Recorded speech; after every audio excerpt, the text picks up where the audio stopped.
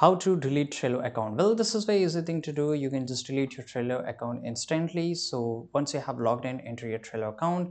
On the top left side corner, you will see an option of the checkbox, a cube. Just go here and here click on Atlassian Home. So this is basically the home page here.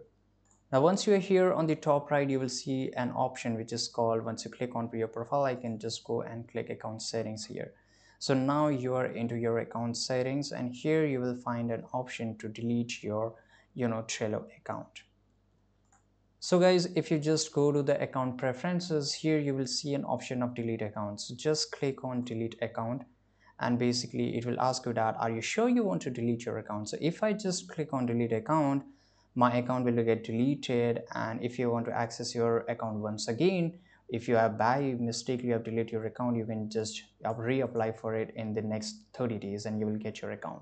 So make sure you just confirm with it before deleting your account. Once you have deleted, it will get deleted permanently after 30 days.